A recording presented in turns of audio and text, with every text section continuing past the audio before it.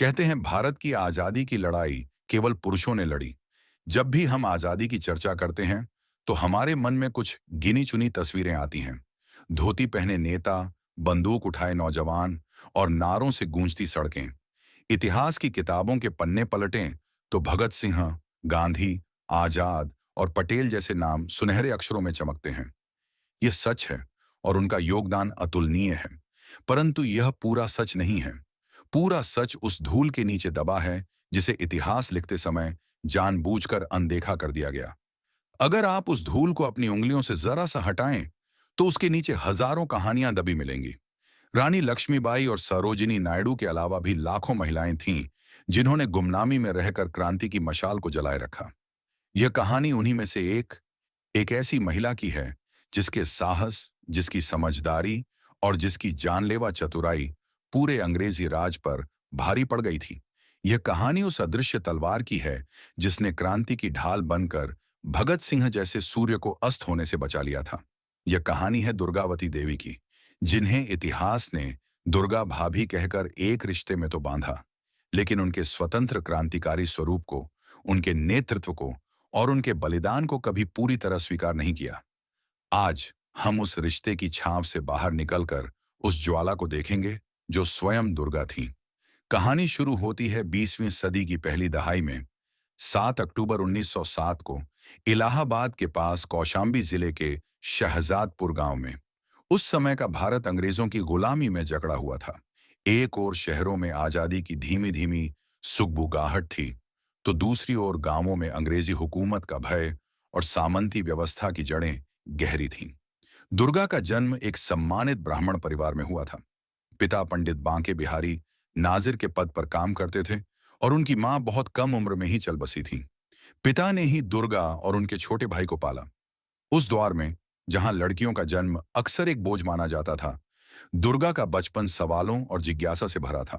समाज का नियम था कि लड़कियां गुड़ियों से खेलें, घर के काम सीखें और जल्दी से ब्याह कर अपने घर चली जाएं। उनका भविष्य चूल्हे चौके, बच्चों और पति की सेवा में ही निहित था। लेकिन दुर्गा की आत्मा में कोई और ही आग लगी थी। जब गांव की अन्य लड़कियां आंगन में खेलतीं, तो दुर्गा अपने पिता के पास बैठकर उनके काम को देखती, आने जाने वाले लोगों की बातें सुनती। जब अंग्रेज अफसर या सिपाही घोड़े पर सवार होकर गांव से गुजरते, तो उनकी आंखों में भय नहीं, बल्कि एक अजीब सी चुभन होती थी। वह अपने पिता से पूछती, पिताजी, ये गोरे लोग हमारे देश में राजा बनकर क्यों घूमते हैं? ये देश तो हमारा है, फिर हम इनके गुलाम क्यों हैं? पिता जवाब देते, बेटा, ये बातें लड़कियां नहीं पूछती। तुम अभी छोटी हो, इन सब में ध्यान मत दो। यही तो सबसे बड़ा कटाक्ष था। जिन्हें सबसे अधिक सवाल पूछने चाहिए थे, उन्हीं को चुप करा दिया गया।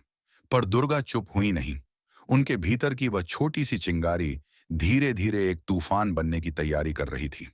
वह छिपकर उन अखबारों और पत्रिकाओं को पढ़ने की कोशिश करती थीं, जिनमें देश दुनिया की खबरें होती थीं।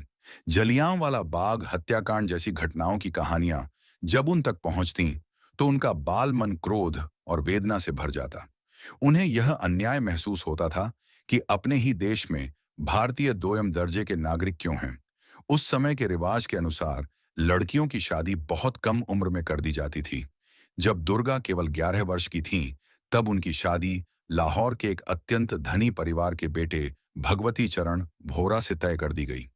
भगवती चरण के पिता शिवचरण भोरा अंग्रेज सरकार से राय साहब की उपाधि प्राप्त एक बड़े अधिकारी थे। उनके पास अपार संपत्ति थी। एक सामान्य परिवार 11 वर्ष की थी के लिए यह एक सपने जैसा रिश्ता था। 11 साल की दुर्गा के लिए शादी का मतलब शायद नए कपड़े, नए लोग और एक नया घर था। उन्हें इस बात का अंदाजा भी नहीं था कि यह विवाह उनके जीवन को किस दिशा में ले जाने वाला है। यह शादी किसी लड़की के सपनों को बांधने वाली नहीं थी, बल्कि उसे आजादी की सबसे जोखिम भरी और गौरवशाली राह पर ले जाने वाली थी। भगवती चरण वोहरा कोई साधारण अमीर युवक नहीं थे। वह लाहौर के प्रसिद्ध नेशनल कॉलेज में पढ़ रहे थे, एक ऐसा संस्थान जिसकी स्थापना लाला लाजपत राय ने अंग्रेजी शिक्षा के विकल्प के रूप में की थी। यह कॉलेज सिर्फ एक शिक्षण संस्थान नहीं, बल्कि पंजाब में क्रांति की नर्सरी था। यहाँ के शिक्षक और छात्र अंग्रेजी हुकूमत को उखाड़ फेंकने के सपने देखते थे। यहीं भगवती चरण की दोस्ती भगत सिंह, सुखदेव और यशपाल जैसे विचारकों और क्रांतिकारियों से हुई। भगवती चरण एक विरोधाभास थे। पिता अंग्रेजों के वफादार थे और बेटा अंग्रेजों को देश से निकालने की कस्में खा रहा था। वह गांधी जी के अहिंसक आंदोलन से निराश हो चुके थे। उनका मानना था कि बाहरी हुकूमत को सुनाने के लिए धमाकों की जरूरत होती है। उनका हृदय देश के गरीबों और मजदूरों के लिए धड़कता था। उन्होंने रूसी क्रांति का गहरा अध्ययन किया था और भारत में भी एक समाजवादी क्रांति लाना चाहते थे। शादी के बाद जब दुर्गा लाहौर के अपने भव्य ससुराल में आईं, तो उनका सामना एक नई दुनिया से हुआ। एक ओर घर में अंग्रेज अफसरों की पार्टियां होती थीं, तो दूसरी ओर उसी घर के एक हिस्से में उनके पति भगवती चरण अपने क्रांतिकारी साथियों के साथ गुप्त बैठकें करते थे। दुर्गा ने बहुत जल्दी ही अपने पति के दोहरे जीवन को पहचान लिया। उन्होंने देखा कि उनके पति केवल एक अमीर बाप के बेटे नहीं, बल्कि एक सच्चे देश प्रेमी हैं, जो अपनी जान हथेली पर लेकर चलते हैं। यहीं से दुर्गावती देवी का रूपांतरण शुरू हुआ। उन्होंने तय किया कि वह अपने पति के रास्ते में बाधा नहीं, बल्कि उनकी शक्ति बनेंगी। जल्द ही उनका घर Hindustan socialist Republican association HSRA का सबसे सुरक्षित और महत्वपूर्ण गुप्त ठिकाना बन गया। अब उनका जीवन बदल चुका था। रात के अंधेरे में उनके घर पर 3 बार दरवाजा खटखटाया जाता। 1, 2, 3। ये एक संकेत था। और अंदर आते दुबले पतले, भूखे, थके, घायल क्रांतिकारी। कभी चंद्रशेखर आजाद की आंखों में जलती ज्वाला, तो कभी सुखदेव की गंभीर चिंता। उनके हाथों में कभी हथियारों से भरा थैला होता, कभी बम बनाने की विधि, कभी गिरफ्तारियों की गुप्त सूचना। और उस लड़की ने, जिसे समाज कमजोर समझता था, इन सब को अपनी ममता, साहस और असाधारण प्रबंधन क्षमता से संभाला। वह केवल चाय, पानी और भोजन की व्यवस्था नहीं करती थी, बल्कि वह उस गुप्त नेटवर्क का एक अभिन्न अंग बन गई। वह घायलों की मरहम पट्टी करती, एक शहर से दूसरे शहर तक गुप्त संदेश और पिस्तौलें पहुंचाती और पुलिस की हर गतिविधि पर नजर रखती थी।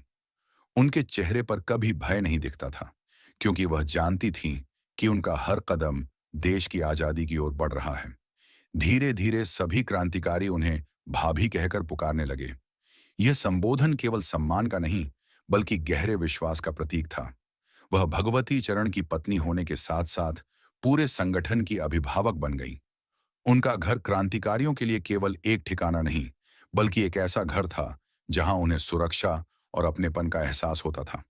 पहले भाग में हमने देखा कि कैसे एक साधारण घर में जन्मी दुर्गा भगवती चरण वोहरा से विवाह के बाद क्रांति के मार्ग पर चल पड़ी। उनका घर Hindustan socialist Republican association HSRA का गुप्त केंद्र बन गया और वह सभी क्रांतिकारियों के लिए विश्वास और सम्मान का प्रतीक दुर्गा भाभी बन गई। अब कहानी उस मोड़ पर पहुंचती है जहां एक घटना पूरे देश में आग लगा देती है और दुर्गा भाभी को एक ऐतिहासिक भूमिका निभाने के लिए विवश कर देती है। भारत का राजनीतिक माहौल उबल रहा था। अंग्रेजी हुकूमत ने भारत के भविष्य पर फैसला करने के लिए साइमन कमीशन का गठन किया था, जिसमें एक भी भारतीय सदस्य नहीं था। यह पूरे देश का अपमान था। हर तरफ साइमन गो बैक के नारे गूंज रहे थे। 30 अक्टूबर 1928 को जब यह कमीशन लाहौर पहुंचा, तो पंजाब केसरी लाला लाजपत राय के नेतृत्व में हजारों की संख्या में लोग शांतिपूर्ण विरोध प्रदर्शन करने के लिए सड़कों पर उतर आए। भगत सिंह, सुखदेव और भगवती चरण वोहरा जैसे सभी युवा क्रांतिकारी भी उस भीड़ में शामिल थे। वे अपने प्रिय नेता के पीछे खड़े थे। अंग्रेज police superintendent James A Scott इस विरोध से बौखला गया। उसने निहत्थी भीड़ पर क्रूरतापूर्वक लाठीचार्ज का आदेश दे दिया। पुलिस ने जानवरों की तरह लोगों पर लाठियां बरसानी शुरू कर दी।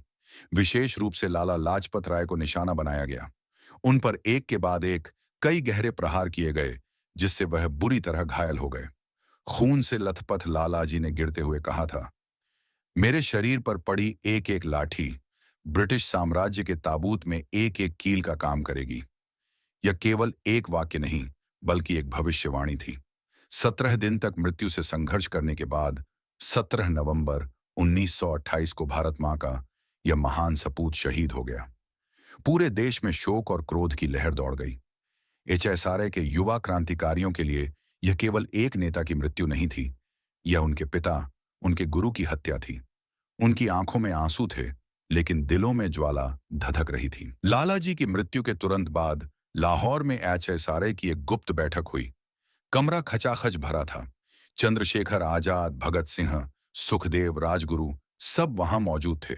हवा में एक भारी खामोशी थी, जिसे भगत सिंह के क्रोध भरे शब्दों ने तोड़ा। यह एक नेता की मृत्यु नहीं, यह एक राष्ट्र के स्वाभिमान की हत्या है। अगर हम चुप बैठे रहे तो दुनिया हमें कायर कहेगी। हमें इसका बदला लेना होगा। चंद्रशेखर आजाद की आंखों में भी वही आग थी। उन्होंने कहा, बदला तो लिया जाएगा, और ऐसा लिया जाएगा कि आने वाली पीढ़ियां याद रखेंगी। स्कॉट को मरना होगा। योजना बनी। लाला जी की मृत्यु के ठीक एक महीने बाद 17 दिसंबर को स्कॉट को उसके कार्यालय के बाहर मारकर बदला लिया जाएगा। भगवती चरण वोहरा उस समय कलकत्ता में कांग्रेस के अधिवेशन में भाग लेने गए हुए थे, और उन्होंने दुर्गा देवी को क्रांतिकारियों की हर संभव सहायता करने का निर्देश दिया था।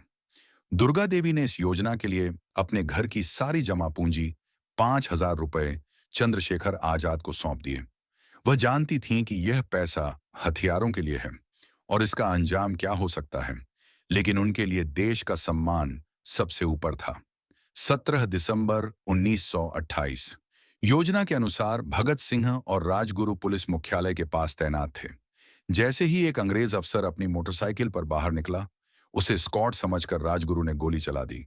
वह अफसर जमीन पर गिर पड़ा। भगत सिंह ने सुनिश्चित करने के लिए उस पर कुछ और गोलियां चलाईं। वह अफसर स्कॉट नहीं, बल्कि सहायक पुलिस अधीक्षक जॉन पी सॉन्डर्स था। एक निर्दोष भारतीय सिपाही चनन सिंह ने जब उनका पीछा करने की कोशिश की, तो आजाद ने उसे चेतावनी दी, पर न मानने पर उसे भी गोली मारनी पड़ी। योजना में गलती हो गई थी, लेकिन संदेश पहुंच चुका था। क्रांतिकारी चुप नहीं बैठेंगे। इस घटना के बाद लाहौर एक पुलिस छावनी में बदल गया। शहर के कोने कोने में पुलिस का जाल बिछ गया। शहर से बाहर जाने वाले हर रास्ते को सील कर दिया गया। दीवारों पर भगत सिंह और उनके साथियों के पोस्टर चिपका दिए गए। उन्हें पकड़ने के लिए हजारों पुलिसकर्मी तैनात थे। HI के सबसे महत्वपूर्ण सितारे भगत सिंह और राजगुरु लाहौर में ही फंस गए थे। उनका पकड़ा जाना पूरे आंदोलन को समाप्त कर सकता था। 2 दिन तक वे अलग अलग गुप्त ठिकानों पर छिपे रहे, लेकिन हर पल खतरा बढ़ रहा था। इसी हताशा के बीच सुखदेव दुर्गा देवी के पास पहुंचे। उन्होंने कहा, भाभी, केवल आप ही मदद कर सकती हैं। भगत को यहां से निकालना होगा, किसी भी कीमत पर। उस रात भगवती चरण के घर पर एक आपातकालीन बैठक हुई। कमरे में चंद्रशेखर आजाद और अन्य क्रांतिकारी मौजूद थे। हर चेहरा चिंता और भय से पीला था। सारी योजनाएं विफल हो चुकी थीं। कैसे निकलें इस चक्रव्यूह से? कौन इतना बड़ा जोखिम उठाए? कौन अंग्रेजों की हजारों आंखों से भगत सिंह को छीन कर ले जाए? कमरे में गहरा सन्नाटा था। तभी वह महिला उठी, दुर्गावती देवी। उन्होंने शांत लेकिन दृढ़ स्वर में कहा, मैं ले जाऊंगी उसे, यहीं से, अभी, अंग्रेजों की आंखों के सामने से। सब हैरान रह गए। चंद्रशेखर आजाद, जो दुर्गा देवी का बहुत सम्मान करते थे, ने तुरंत विरोध किया। भाभी, यह पागलपन है। आप अपने और अपने 3 साल के बेटे शचींद्र की जान इतने बड़े जोखिम में नहीं डाल सकती। दुर्गावती ने आजाद की आंखों में देखते हुए जवाब दिया, आजाद भैया, क्रांति केवल पुरुषों का उत्तरदायित्व नहीं है। जब देश को आवश्यकता हो तो महिलाओं को भी अपना कर्तव्य निभाना होता है, और अंग्रेज महिलाओं पर, खासकर एक पत्नी और मां पर, कभी शक नहीं करते। उनका यही अंधविश्वास और अहंकार आज हमारी जीत बनेगा। उन्होंने अपने सोए हुए बेटे शचींद्र को गोद में उठाया और कहा, आज यह मेरा बच्चा नहीं, यह क्रांति की ढाल है। फिर उन्होंने भगत सिंह की तरफ देखा और कहा, भगत, तुम्हें अपना रूप बदलना होगा। तुम्हें अपनी दाढ़ी और बाल कटवाने होंगे। तुम एक अंग्रेज साहब की तरह लगोगे और मैं तुम्हारी पत्नी बनूंगी। राजगुरु हमारे नौकर बनेंगे। यह भगत सिंह के लिए एक बहुत बड़ा बलिदान था, क्योंकि केश सिखों की पहचान और स्वाभिमान का प्रतीक होते हैं। लेकिन देश के लिए उन्होंने यह भी स्वीकार कर लिया। योजना तैयार थी। अगली सुबह का दृश्य किसी फिल्म जैसा था। लाहौर रेलवे स्टेशन पर हजारों पुलिस वाले हर आने जाने वाले पर गिद्ध की तरह नजर रखे हुए थे, और उसी भीड़ के बीच एक आधुनिक उच्च वर्गीय दंपत्ति आत्मविश्वास से चल रहा था। पुरुष ने हैट और ओवरकोट पहना था ताकि चेहरा छिपा रहे। महिला ने एक महंगी साड़ी और शॉल ओढ़ रखी थी, और गोद में एक बच्चा था। उनके पीछे एक नौकर उनका सामान उठाए चल रहा था। वे थे भगत सिंह, दुर्गावती देवी और राजगुरु। ठीक उनके सामने से वह महिला चल रही थी, इतनी शांत, जैसे वह अपने पति के साथ छुट्टियां मनाने जा रही हूं। भगत सिंह का दिल जोरों से धड़क रहा था, लेकिन दुर्गा देवी के चेहरे पर पूर्ण शांति थी। उन्होंने भगत सिंह का हाथ थाम रखा था, मानो उन्हें हिम्मत दे रही हो। प्रथम श्रेणी के डिब्बे के पास पहुंचने पर एक सिपाही ने उन्हें रोका। मैडम, कहां जा रही हैं? दुर्गा देवी ने बिना घबराए शुद्ध अंग्रेजी लहजे में जवाब दिया। लखनऊ। मेरे पति को कलकत्ता में एक जरूरी काम है, बच्चा भी साथ है। सिपाही ने उस अंग्रेज जैसे दिखने वाले साहब, गोद में सोए बच्चे और उस आत्मविश्वास से भरी महिला को देखा।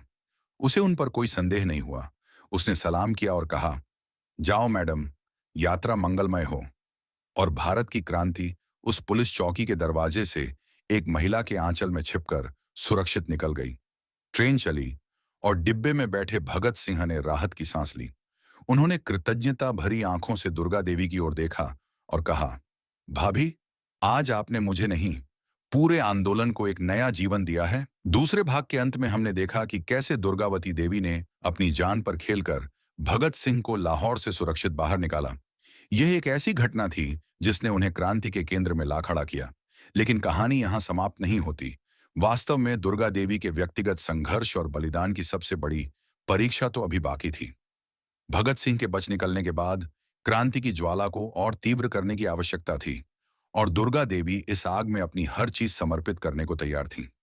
भगत सिंह लाहौर से निकलकर कलकत्ता पहुंचे, जहां उनकी मुलाकात भगवती चरण वोहरा और दुर्गा देवी से हुई। यहां क्रांतिकारियों ने एक और बड़े धमाके की योजना बनाई। उनका उद्देश्य किसी को मारना नहीं, बल्कि बाहरी हो चुकी अंग्रेजी हुकूमत तक अपनी आवाज पहुंचाना था। योजना थी दिल्ली की सेंट्रल असेंबली में बम फेंकने की, जहां जन विरोधी कानूनों पर बहस चल रही थी। इस मिशन के लिए भी धन की आवश्यकता थी। एक बार फिर दुर्गा देवी आगे आईं।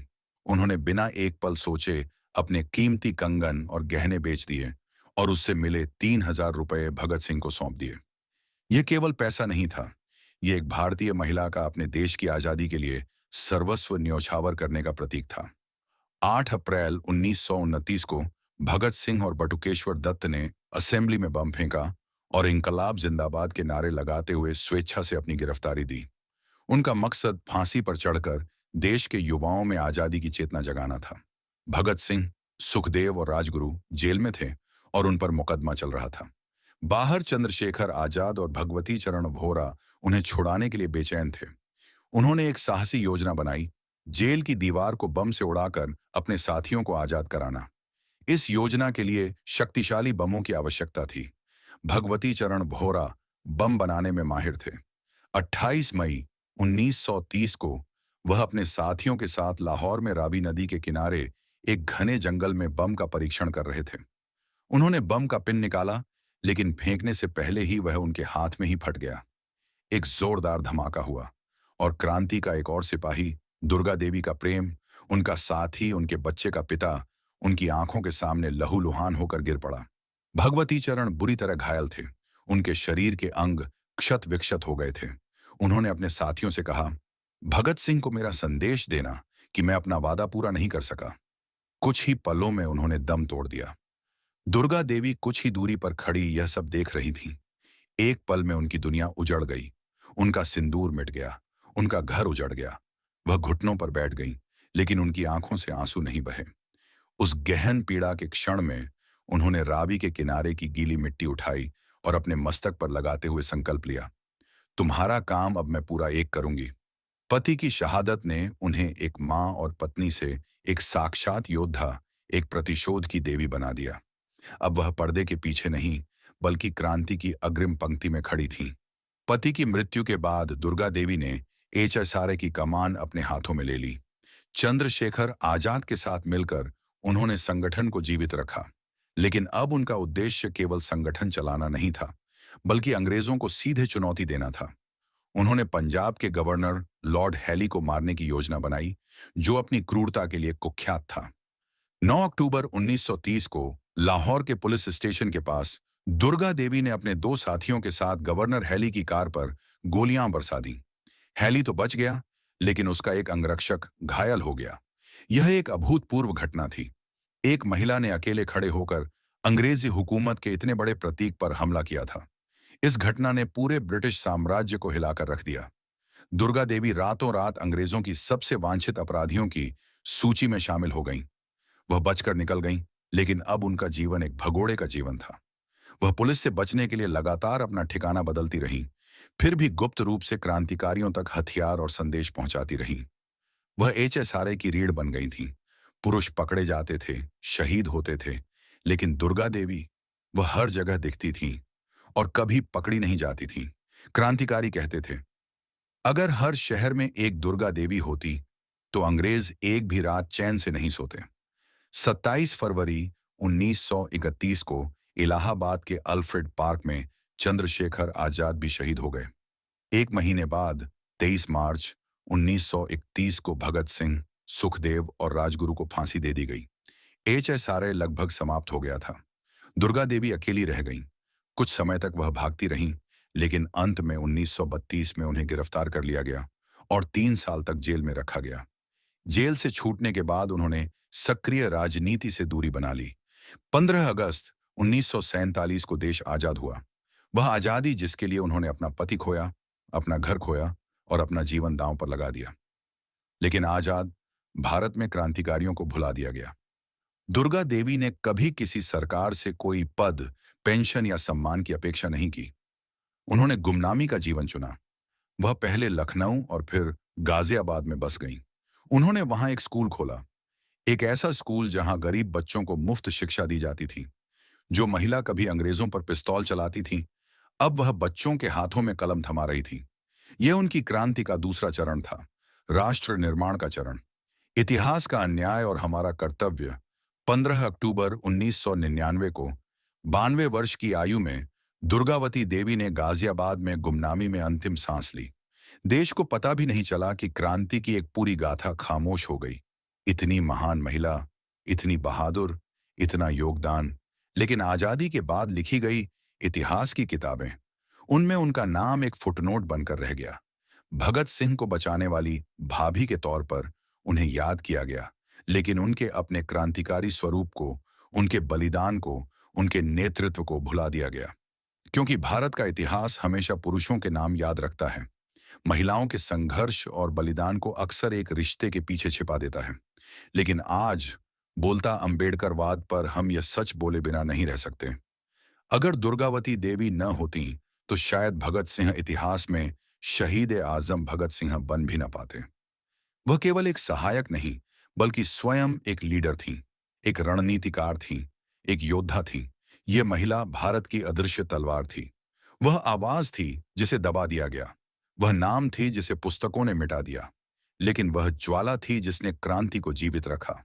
और आज उस महिला को, उस योद्धा को, उस मां को, उस क्रांतिकारी को इतिहास में उसकी असली जगह देना, उसे केवल भाभी नहीं, बल्कि एक महान क्रांतिकारी के रूप में याद करना हम सबका कर्तव्य है। दुर्गावती देवी की कहानी 1999 में उनके शरीर के साथ समाप्त नहीं हुई। कहानी तो अब शुरू होती है। यह कहानी हमारे और आपके अंदर शुरू होती है। यह तब शुरू होती है जब हम यह सवाल पूछते हैं कि आखिर ऐसा क्यों हुआ? क्यों एक महिला जिसने क्रांति को अपने खून से सींचा, इतिहास की किताबों में एक फुटनोट बनकर रह गई? क्यों एक योद्धा जिसने अंग्रेजी साम्राज्य को सीधी चुनौती दी, उसे केवल एक रिश्ते, भाभी की छाया में सीमित कर दिया गया? इसका जवाब सीधा और कड़वा है, क्योंकि इतिहास पुरुषों ने लिखा, पुरुषों के लिए लिखा और पुरुषों की बहादुरी को महिमा मंडित करने के लिए लिखा।